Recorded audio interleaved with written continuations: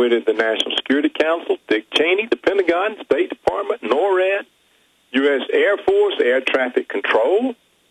He caused airport security to fail 4 times in one morning. He caused state-of-the-art air defenses of the Pentagon to fail. He had people who couldn't fly planes pulling off fantastic flight feats. He was able to do all of these things. Now, he's more of a superhero than V in that movie, V for Vendetta. Nobody can do things like that. Nobody could pull off an operation like that. That's just fantasy beyond fantasy, and yet people have fallen for this. So you realize that you really just can't help people that can't think, that can't see their own eyes. Now, what also happens when you try to raise these questions with people, even intelligent people, they say, oh, our government would never kill its own citizens. Oh, yeah? What about Waco?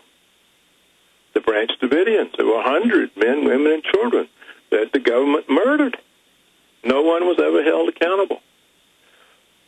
But they say, oh, well, it was all the Branch Davidians' fault. But the government would never have a plot like 9/11. Well, what about Operation Northwoods? Anybody can read about this. This was a plan designed by the Joint Chiefs of Staff, General Lyman Lemitzer. It was released by the Warren Commission after the Kennedy report. It's available online. It's available in the National Security Archives. You can read about it on Wikipedia. It's everywhere. Here was an official plot by the United States military and various black op groups in the government to gun down American citizens in Miami, in Washington, D.C., to blow up boats of Cuban refugees, to fabricate crashed airliners, and to blame it all on Castro so they could invade Cuba. This is a known thing that we were prepared to do. And this was, like 60 or more, this was, 40, 50 years ago when we allegedly were still somewhat of a freedom and democracy country. And they were willing to do that then. And Kennedy, of course, fired Lemitzer, and a lot of people believe that's why Kennedy was assassinated. And then we have this very curious Murrah office building bombing, the Oklahoma City bombing, that was pinned on McVeigh with his drug fertilizer bomb. Well, General Parton, who was head of Air Force munitions, spent his life developing, testing explosives for the Air Force. He put out a very thick report in which he said that building was blown up from the inside out. And it most certainly was not blown up by a truck bomb. The truck bomb of that sort, 60 feet away, couldn't possibly have done the damage and produced the outward explosions and the structural damage to those reinforced concrete columns. So here was a real expert who put it on the line. It had no impact whatsoever. He sent it to the Congress. He tried to talk to them. It was just all deep-sixed. So what you have is a situation where it's impossible for experts even to bring facts, not just to the public's attention, but to the attention of people in government who are supposed to be overseeing the government, such as the various congressional committees. So when you have that type of a situation, you know what has become of truth? It simply disappeared. You can't. It can't even get into the arena where various material interests operate. And so you have to ask yourself, what am I running these columns for? The people fall for anything. The most absurd explanations and fantasies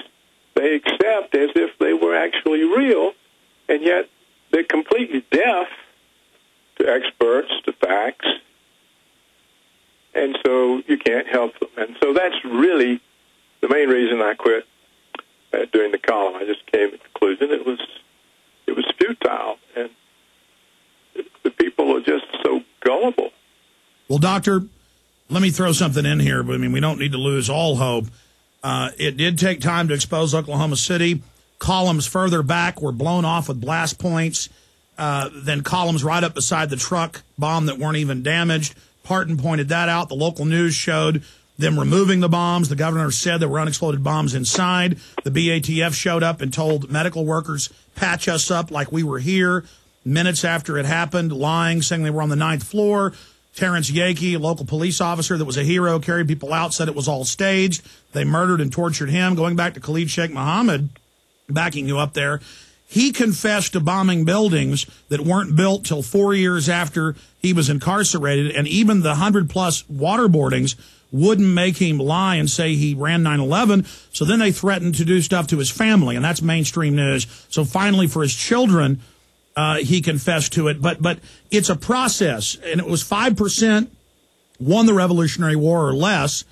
And just because they do have a large portion of the public, like Congressman Johnson from Georgia, who believes that islands float and that they're going to capsize if there's too many people on them. That's, I mean, you know, a lot of dumbed down people out there, even in government.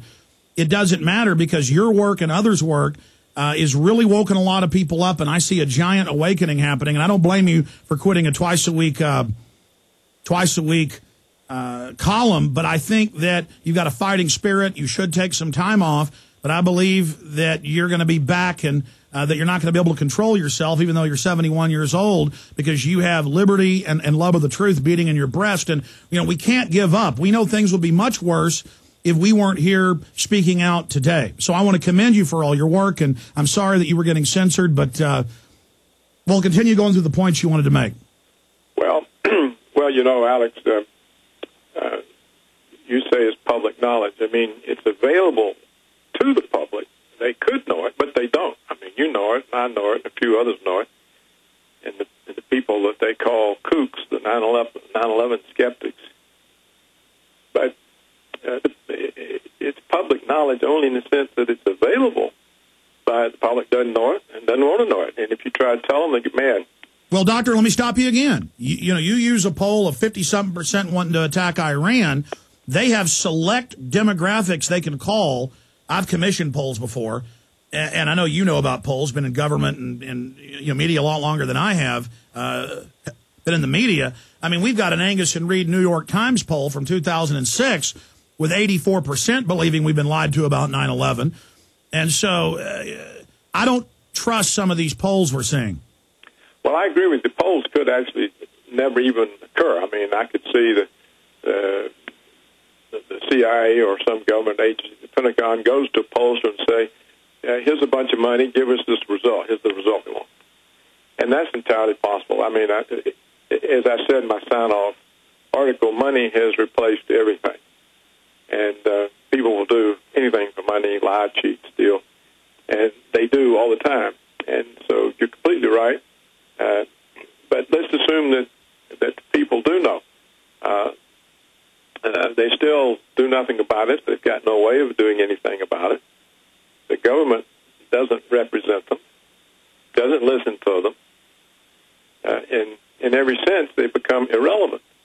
The government represents the powerful, moneyed interest groups that finance the political campaigns. And so the people are really, even if we had them all educated and aware, which I don't think we do, still, there's nothing short of arming themselves and rebellion. There's no way they can impact or influence the government because it's paying attention to them. It could care less about the people, what's happening to them or what they think. So it is a pretty bad situation. Stay there. Dr. Paul Craig Roberts joins us today. We're going to continue going over his swan song final article that he wrote a week and a half ago.